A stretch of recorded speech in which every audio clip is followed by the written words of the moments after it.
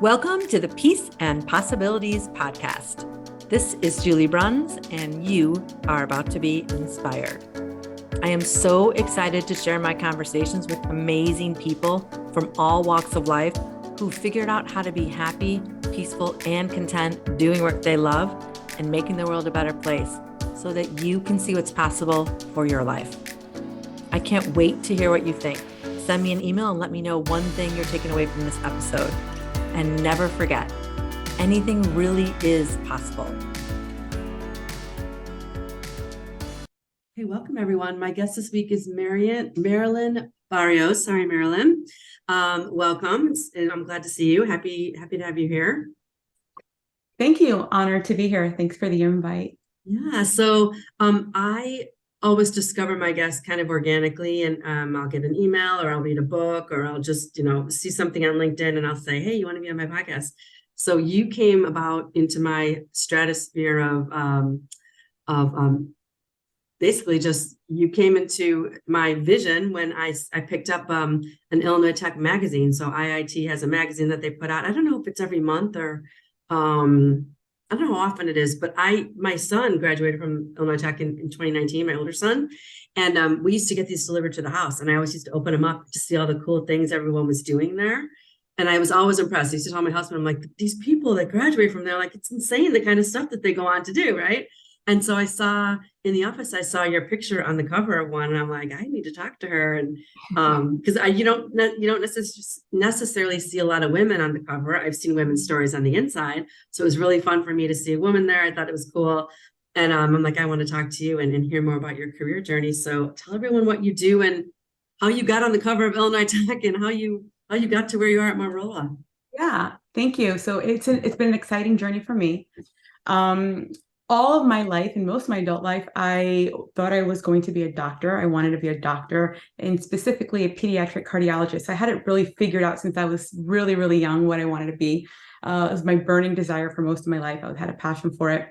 And obviously I wound up somewhere else. But I think, when I started realizing or looking towards things, life takes you in different directions.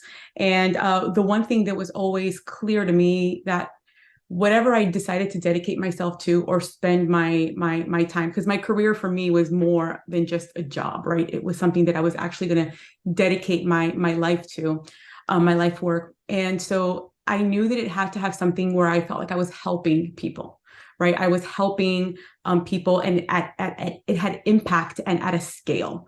And so back then, I always grew up thinking I was going to do some big discovery in this, health or medical field.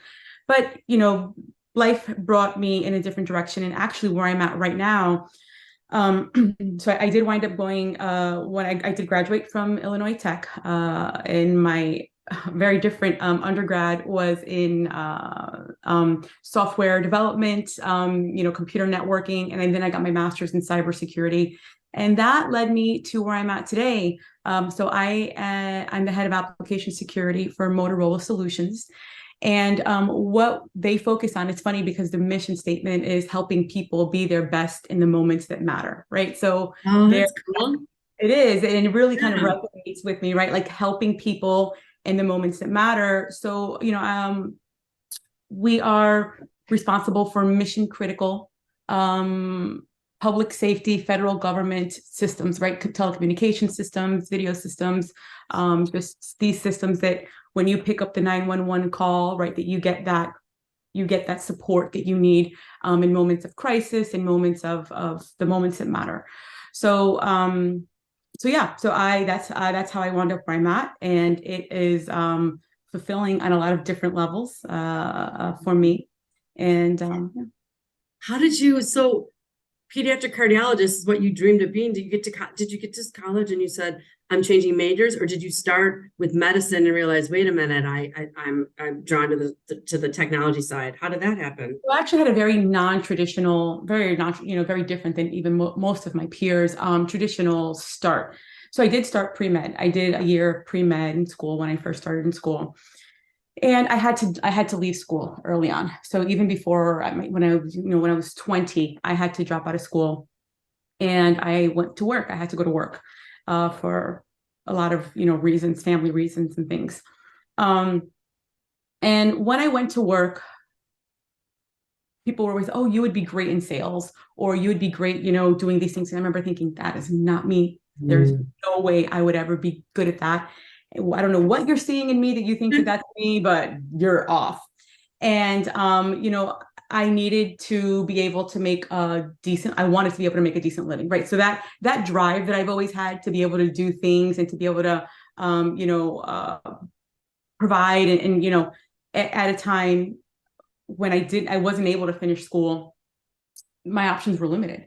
So sales was really coming, B2B sales, right? So business to business. So there was an opportunity that came up. Actually, my first sales job was working for a Motorola reseller, which is also why this is so full circle for me at the time. And I was in my very, very early 20s. And it was a sales job selling networks. So computers, right, internet, Motorola two-way radios at the time. And I'm thinking, this is so not me. But it's an opportunity. And I went in and I did it, just saying, okay, let's see what we can do here. And that brought me to a career where I actually did sales for about 12 years, B2B, went up to being like a director position, learned a lot about technology, got into the industry, really got into engineering, working with my engineers.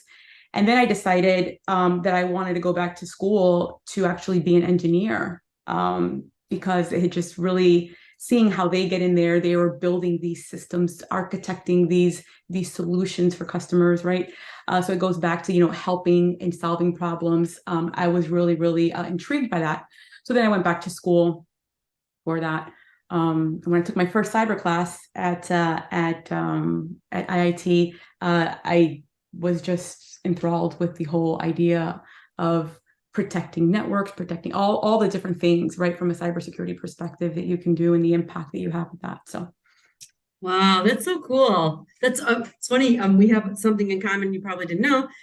People said the same thing to me. You should go into sales, and you're saying, I don't know what they're seeing. I think what they're seeing is like, if you're good with people and you're good talking to people and getting along with people, people just say, well, then that's just sales. And it's like, I said the same thing as you. I'm like, I don't want to sell, but I did the opposite. I said, all right, well, I'll get a marketing degree and then I'll sell. And I'm like, but I knew deep down, I'm not motivated by money. I'm not competitive. I wanted to make a difference. I want to help people. I'm like, how is sales helping people? And it really is actually solving problems. And there's a lot you can do with it, but I was looking at it from a different perspective. And I was thinking, this is not going to fulfill me. This is not going to be something that I'm going to look at and say like, wow, I feel so good doing this. Not that you should not feel good doing it, but I knew it wasn't for me. It's the same thing. But then you're like, okay, well, people are seeing something and you're like, all right, I'll try it. And it's like, but like, that's not the thing that's going to be, it's something else, but it took you to where you are now, which is kind of cool that you learned all these other aspects of it and then got to deep into the actually solving the problems and people creating something that's going to help another company or another person or whatever. And, so cool. And to your point, like, I think, realizing the things that are important to me and how can I find this? How can I find that in this, right? So if depending on the way you approach that sales, right, you can, and you are helping people, right? And it did, you can view it that way and you really are. And so, yeah, so it was, and it led me definitely to where I am today. That's so cool. Do you get a lot of people? So I'm sure you get asked for advice being in a senior leadership position. You probably have mentored people and obviously managed people along the way. And I'm sure you get asked a lot about advice and career advice. What do you say to people then when they say, well, I want to get promoted or I want to switch careers or I want to switch roles and I want to do something that's more meaningful? What do you tell them? Well, yes. So I do mentoring and I do do that. So, one of the things I think is important is keep an open mind. Because one of the things I see a lot of times too is they'll say, well, there's this position that came up, but I don't really know if I want to do that, right? Because I don't see myself in that light. And so I've been there, right? Obviously, and you don't know what doors are going to open or whether there's opportunity. And I think one thing that I see people a lot too is, and I actually struggled with this early on in my career, is so number one, it's kind of just be open-minded, right? And really think about a role is a role. I really believe a role, but when you come into the role, you really define that and you can make that role right? It's what you bring to that and how you develop that role, right? And so you bring your elements, the things you want and what your strengths are into that, and you can make it something that maybe it wasn't even ever intended to. And I've done that in the past. But another thing that I say is that sometimes I've seen people, they talk to me too, hey, listen, I'm doing this, but it's scary, right? I don't know that I'm prepared for it. I don't know that I'm ready. And I see this a lot, especially with young girls and young women in the field, right? And I've done that so many times, right? I thought I had to know it all. I had to know everything, right? If I'm not ready for this, and I turned away so many opportunities, and so many times just because out of fear, right? I was like, I wouldn't take it. And then I'm sitting there thinking, oh, I should have done it. I should have done it. I should have done it. Mhm. And I think one of the things I've learned now, older, kind of hindsight, is what I always tell them is, if you feel the fear, sometimes go towards it, right? Because that fear, those stretch opportunities are areas where you're going to have growth. If you don't have those and you don't have those moments, then there's probably not a lot of development going on, right? There's not a lot of opportunity. So when you feel that fear, sometimes it's just checking in with yourself and saying, it could be one, right? If it's fear jumping off a cliff, yeah, follow that gut, right? But if it's like, about a role, or I have a speaking engagement that I'm going to do, or there's this supervisory role and these people kind of intimidate me, I might not have enough experience for this. Like in those areas, I would say, go for it, right? Go for it. And trusting yourself and give yourself some space. It's okay if you don't know. It's okay if you fail. We're so afraid of, if I go in, what if I fail? So what if I fail? Right? Like kind of just, so what? Yeah. Then you learn, right? You learn from it and you move on. And I think that is some of the career advice that I typically give from personal experience myself. Yeah. I love the way you framed it. It's a stretch opportunity. And in feeling that fear, because usually they say, I was reading something recently about that same thing, like if it scares you a little bit, it's something you should go for, because it's not, like you said, it's not scaring like a sign that you should turn away because it's fearful and something's going to harm you, but that's scared of like, will I fail? Will I need to prove myself? Well, whatever, you judge, whatever it is. Those are the times when you should be going for it, because you will have a stretch opportunity and you will develop. And if you're not stretching, you're not developing. And I think you had said, like, it's an opportunity for growth, but you're always developing in those situations. If you're not fearful and you're just kind of going through the motions and doing everything well, and you're never growing. And that's what it's all about, is learning new things and growing. And yeah, like you said, you just never know where that opportunity is going to take you. And it's pushing yourself out of the comfort level, right? If you're always comfortable and you're too comfortable, then that's not where growth really happens, right? And the things that I've seen, even with my people, sometimes I'll put them up for something and they're like, are you sure, right? And I'm like, you can do this, you've got this. And then after, the sense of satisfaction, the way they feel, they were so terrified before. And then after it's all said and done, they just have this sense of accomplishment, right? That those are the things that I think really build you up, build up your confidence and throughout the career. And you're always, I still, is at the stage in my career, I still have moments where I'm like, oh, I'm, but I know better, it's to not let that deter me, I guess. Yeah, that's awesome. It's great advice. It's great advice. Is there anything, like looking back, is there anything you wish you had learned, a little bit earlier in your life or your career that would have, I don't know, set you up for success sooner, or that you like just wish you could have just let go of something sooner? So I think for me, I've always had this mission statement, I think I'd say, right? And I've always approached my career almost like people would approach a business, right? Like I've had this mission statement on what I want to do and what I want to be. And I think a lot of times when we're looking at us, as a career and what we want, sometimes, and it's okay, right? It's got to have money or power or status associated to it. And I think that's okay.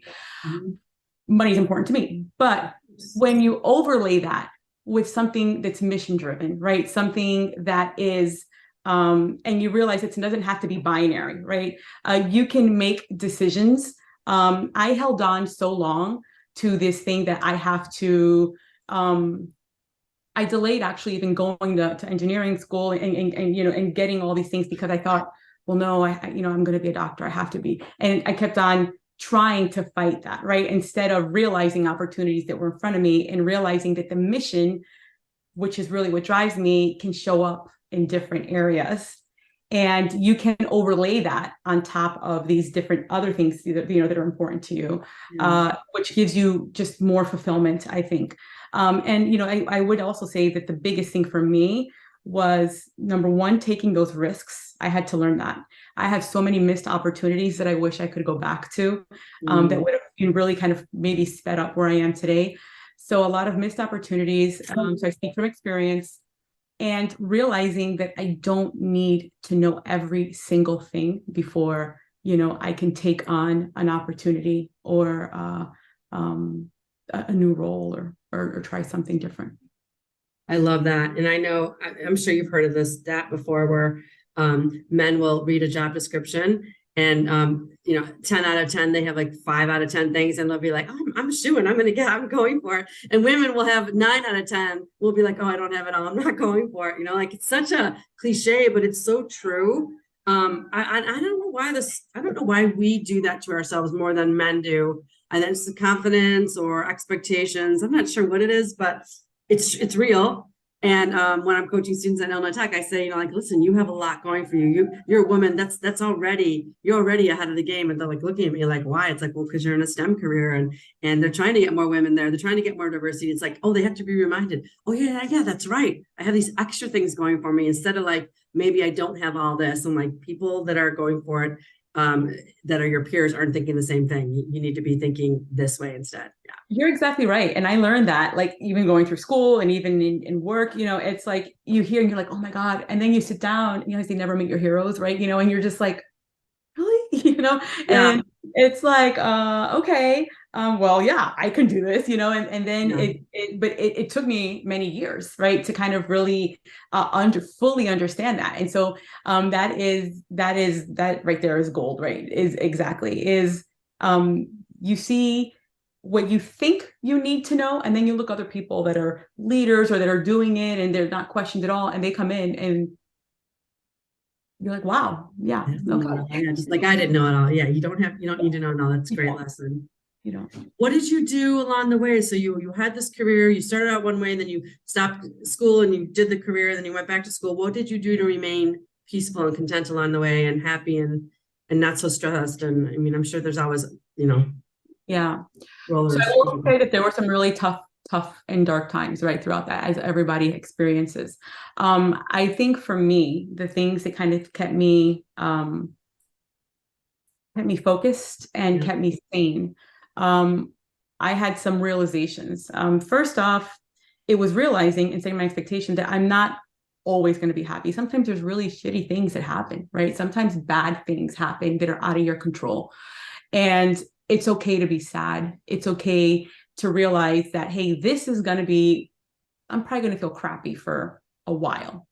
And realizing that, giving myself the space to say, this is part of life. And realizing, though, but where I felt empowered in this was, okay, making the realization, this is going to happen, and I'm going to feel probably this way for an X amount of time, depending on what had happened. But I also realized, and where I think I always felt comfort, is that based on my decisions and my actions, I can control the outcome or what tomorrow is going to be, right? Is this going to be realizing it's okay to feel this way? It's normal. I don't have to go self-medicate, or I don't have to go look for something, right? Just sit with it, learn how to do that and be okay with it. Cry for a little bit if I need to, but then get up and do my homework, do what I need to go through it. But realizing there's going to be light at the end of the tunnel, and understanding that how I live my life and the decisions I choose to make are going to impact how soon that light comes and what's going to happen at the end of that. And when I realized that I had the control to do that, I would always feel better, because then I start planning, right? Okay, so what can I do? How can I do this? What are some things? And do I have to adjust some expectations at this point, right? Maybe this is I'm gonna need to adjust some things in my life and my expectations, because sometimes we beat ourselves up and we put more pressure on ourselves than anything else. And so I'm going through a tough time right now. It's justifiable, or also being accountable. Am I going through this tough time because I made a stupid decision, right? Yes. Did I do something that's wrong? And make it a learning. It's okay, right, but how do I learn from this so it doesn't happen again, right? So there's things that are out of my control. Fine, let's deal with it, and let's time box it, so to speak, right? And then what's the plan? Did I cause this myself? Okay, let's learn from this, and then what's the plan to move forward, right? So it's always kind of like, yes, get it right now, but then now what's tomorrow? And feeling that I had that ability to control outcomes always made me feel better. And also always being, I've always been very determined and driven, right? And it's funny because all my bosses have always said, you're very, always, it's always something, a description. I'm very driven, right? And I think, so even when you get knocked down a little bit and, you feel like that one really did it, this spark is just, boom, that flame just comes right back, right? So I'm very driven. And I realize that I have somewhere that I'm heading towards in my journey. And it might take, maybe I'm not there yet, right? It might take longer, but being open to how things might change along that journey has been important to me. Realizing that I control the outcomes as much as I can has been very helpful for me as well, to get through it and to kind of stay focused. I love that. I love that you're thinking of it as, mid-career, later career, early career, like being empowered, like you can control the outcomes. You can't necessarily control what someone says to you or the opportunities you have coming to you. Once you get in there, you have control over it by your actions, by your words, by your thoughts. And I was also hearing you say, like it was about reflecting, like every time, whether you were sad or something wasn't going well, it's like reflecting on either what can I change or what can I do now differently or what can I control and what part did I have in it? Like, did I track this some way? The answer is always yes, you did in some way. It's either something you needed to learn or something you needed to accept or whatever it was. You always had a part in it, even if it always feels like it was someone else that did something to you. You either allowed them to do it, you brought it on, whatever it is. That's tough. That's a tough one, but it's the truth. Yeah. But I teach that to students too. It's like, I was talking to a student today. You have you have a lot of questions, but you can go in there and tell them what you'd like. Also, you can ask a million questions and you can say, here's what I'm looking for. And that confidence and that empowered attitude is going to be attractive to them and they're going to appreciate it. You're going to look more professional. You're going to look more mature, and it's the truth. Yeah. So why not just say it instead of sound like being wishy-washy and I'm not really sure. You do know, so just say it and the rest of it will fall into place. And if they don't appreciate what you're saying, that's okay. Someone else will. Yeah. But it's like getting set in that now. I wish I had learned that so much earlier in my career. So I was always just waiting to get that pat on the back or that, we think we're going to put you up for the promotion instead of asking for it or seeing what you needed to do for it, waiting around. And I think women do that more too, instead of asking. And if you can learn that sooner and what that you really do have control over a lot of it. Yeah. A lot more than you think you have control over. Yes, absolutely. Yeah. In recognizing your value and in terms of like negotiation or, recognizing your value, what you bring to the table. And sometimes it's not about bragging, but like, being confident in that, what you've done. So, yeah. Yeah, I love it. We need to brag more for sure. Us women. Yeah. For sure. Yeah.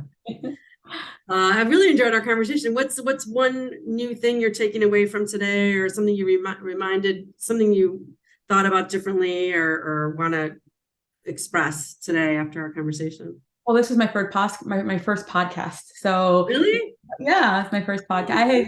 I've been asked to do another one before, but I had never gotten around to it. So yeah, there's always firsts, right? Even later in your career, and so you're always doing different things, and just going for it. So yeah, so thank you for that opportunity. You're welcome. It was really fun talking to you, and I love especially talking to women about their careers and how they can help, because you're going to help women and men, young and old, listening to this. But it's just so fun to hear about people's journeys, because it's never, you see someone in a certain place and you think, oh, wow, I wonder what they did to get there. Did they work hard, or did they know someone, or you have no idea. And everyone has a different journey, and it's almost always, I've been doing this for 3 years now.